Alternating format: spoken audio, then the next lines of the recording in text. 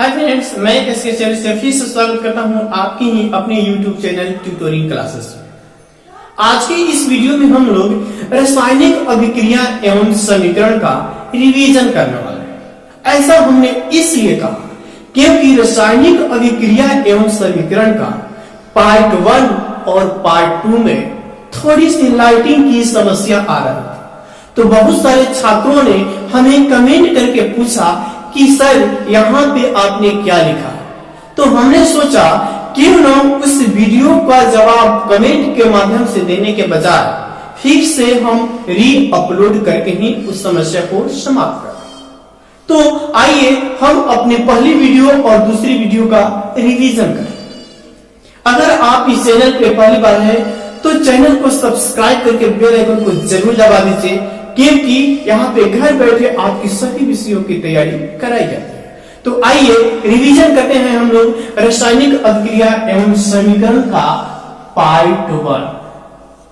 सबसे पहले हम जानते हैं रासायनिक अभिक्रिया कहते किसे हैं। रासायनिक अभिक्रिया chemical reaction. What is chemical reaction? Definition जानने के पहले हम आपको कुछ एग्जाम्पल बताते हैं जो हमारे दैनिक जीवन में पर डे होते रहते हैं। जैसे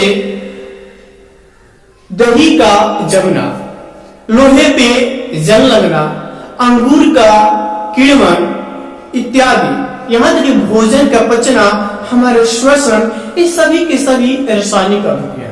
हालांकि ये रासायनिक अभिक्रियाओं के प्रकार हैं जो हम अपने पार्ट 3 में रासायनिक अभिक्रियाओं के प्रकार के बारे में चर्चा पहले से कर।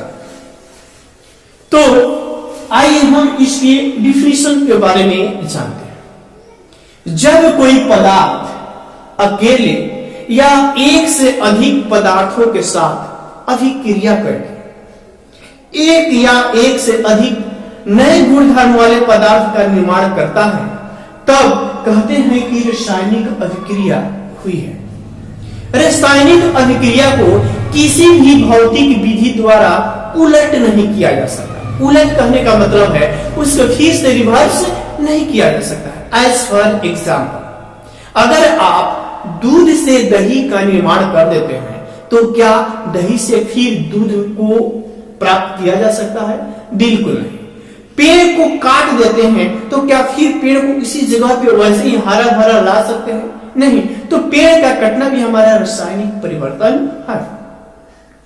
अब यहां भी एक बात जानना होगा, जैसे मैग्नीशियम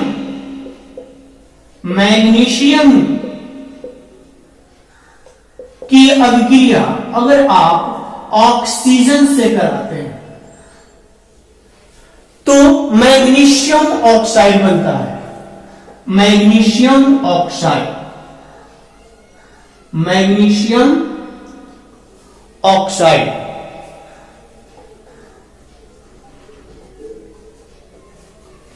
जैसे हाइड्रोजन और ऑक्सीजन मिल करके जल का निर्माण करते हैं। अब यहां पे एक बात ध्यान देना है, जब कोई पदार्थ रासायनिक अभिक्रिया में भाग लेता है तो उसे क्या कहते हैं? उसे हम लोग अभिकारक रिएक्टेंट कहते हैं। और अभिक्रिया के फलस्वरूप जिस पदार्थ का निर्माण होता है वह हमारा उत्पाद यानी प्रोडक्ट कहलाता है। यानी कि हाइड्रोजन और ऑक्सीजन हमारे रिएक्टेंट हैं। और जो वाटर बना ये हमारा प्रोडक्ट है। मतलब यह हमारा उत्पाद और यह हमारा अभिकारक। रासायनिक अभिक्रियाओं में भाग लेने वाले पदार्थ को अभिकारक और रासायनिक अभिक्रिया के फलस्वरूप बने पदार्थ को उत्पाद। अब कैसे समझेंगे कि रासायनिक अभिक्रिया हुई है अथवा नहीं? तो आइए हम आपको एग्जांपल द्वारा बताते हैं कि रासायनिक अभिक्रिया हुई है या नहीं। यहाँ हम लोग रासायनिक अभिक्रियाओं में शामिल या रासायनिक अभिक्रियाओं के क्या क्या गुण हो सकते हैं उसके बारे में जानेंगे, और ये भी जानेंगे कि उस क्रिया के द्वारा रासायनिक अभिक्रिया हुई है। अगर उसकी अवस्था में परिवर्तन हो रहा है, स्टेट, अवस्था 3 होती है, ठोस, द्रव और gas, solid, liquid and gas. अवस्था में परिवर्तन भी हो तो कहेंगे रासायनिक अभिक्रिया हुई है। एज फॉर एग्जाम्पल, हाइड्रोजन और ऑक्सीजन मिलकर के जल का निर्माण किए। हाइड्रोजन भी गैस, ऑक्सीजन भी गैस और जल द्रव अवस्था। यहां पे अवस्था में परिवर्तन हुआ है, इसका मतलब रासायनिक अभिक्रिया हुई है।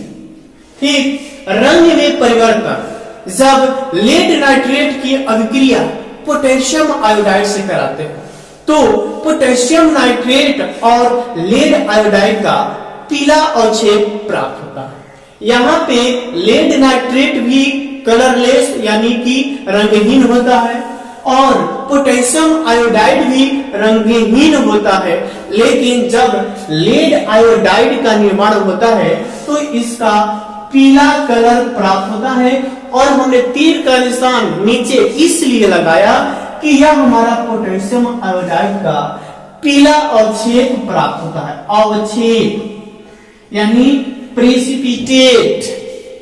अगर उसमें अवक्षेप का निर्माण हो रहा है और कलर भी चेंज हो रहा है तो कहेंगे कि रासायनिक अभिक्रिया हुई है। फिर हम लोग जानते हैं गैस का निकलना। जब धातु की अभिक्रिया अम्ल यानी कि धातु धातु में हमने पहले से बताया है, तो यहाँ पे हम जानेंगे जब जिंक और हाइड्रोक्लोरिक अम्ल की अभिक्रिया होती है तो जिंक क्लोराइड बनता है और यहाँ पे गैस का निर्माण। जहां भी गैस निकलेगा वहां पे तीर ऊपर की तरफ दिखाते हैं और जहां अवक्षेप का निर्माण होगा तीर नीचे की तरफ। यही हमारा पहचान है अवक्षेप और गैस। अवक्षेप का बनना यही हमारा एग्जाम्पल हो जाएगा। कलर में जो परिवर्तन हो रहा है अवक्षेप, यही इसका एग्जाम्पल हो जाएगा। ताप में परिवर्तन, जब बिना बुझे हुए चूना, ध्यान दीजिएगा, ये है हमारा बिना बुझा हुआ चूना और ये है हमारा बुझा हुआ चूना। ये बिना बुझा हुआ चूना और बुझा हुआ चूना, बुझा हुआ यानी कैल्शियम हाइड्रोक्साइड पे जब जल प्रवाहित किया जाता है तो अत्यधिक मात्रा में ऊष्मा निकलती है, यानी कि वह बर्तन क्या हो जाता है, गर्म हो जाता है। तो यहाँ पे हम लोग देख रहे हैं कि उसकी ताप में भी परिवर्तन हो रहा है। अगर ये सभी अभिक्रियाएं ये किसी एक ही रिएक्शन में नहीं होगा, अगर किसी भी रिएक्शन में इनमें से कोई एक हमें दिखाई दे देता है तो कहेंगे कि रासायनिक अभिक्रिया हुई है। अब बात आती है रासायनिक समीकरण। अब रासायनिक समीकरण कहते किसे है? जब आइए थोड़ा सा उसको देखते हैं। आइए अब जानते हैं हम लोग रासायनिक समीकरण किसे कहते हैं। जब शब्द समीकरण की जगह उनके अणुसूत्र तथा प्रतीक चिन्हों का प्रयोग किया जाता है, यानी उनके संकेत का प्रयोग किया जाता है, तब उसे रासायनिक अभिक्रिया कहते हैं। अब एक शब्द समीकरण किसे कहते हैं? वाक्य समीकरण। जैसे यहां पे हमने वाक्य समीकरण दिया हुआ है, मैग्नीशियम के फीते को वायु की उपस्थिति में जलाने पर मैग्नीशियम ऑक्साइड प्राप्त होता है। यह हमारा वाक्य समीकरण हो। अब हम इसे शब्द समीकरण, वैसा समीकरण जिसमें शब्दों का प्रयोग किया जाता है, उनके संकेतों का नहीं। तो हम सबसे पहले शब्द समीकरण, मैग्नीशियम के फीता यानी मैग्नीशियम की अभिक्रिया वायु की उपस्थिति मतलब ऑक्सीजन से कराते हैं तो मैग्नीशियम ऑक्साइड प्राप्त होता है। ये हमारा शब्द समीकरण हो। अब असंतुलित समीकरण, वैसा समीकरण जो संतुलित नहीं है उसे हम लोग कंकाली समीकरण भी कहते हैं, यानी असंतुलित समीकरण को कंकाली समीकरण भी कहते हैं। और मैग्नीशियम का संकेत Mg, ऑक्सीजन का संकेत O2 और मैग्नीशियम ऑक्साइड MgO। अब इसको हम लोग संतुलित किए। अपनी अगली वीडियो में हम समीकरण को संतुलित करने का एक अलग वीडियो लेके आए। आइए एक और एग्जांपल आपको देते हैं। जिंक सल्फ्यूरिक अम्ल से अभिक्रिया करके जिंक सल्फेट तथा हाइड्रोजन गैस बनाता है। ये वाक्य समीकरण है। अब इसको शब्द समीकरण यानी कि जिंक सल्फ्यूरिक अम्ल से अभिक्रिया कर जिंक सल्फेट बनाता है और हाइड्रोजन गैस, यानी यह वाक्य समीकरण अब हमारा शब्द समीकरण में बदल गया।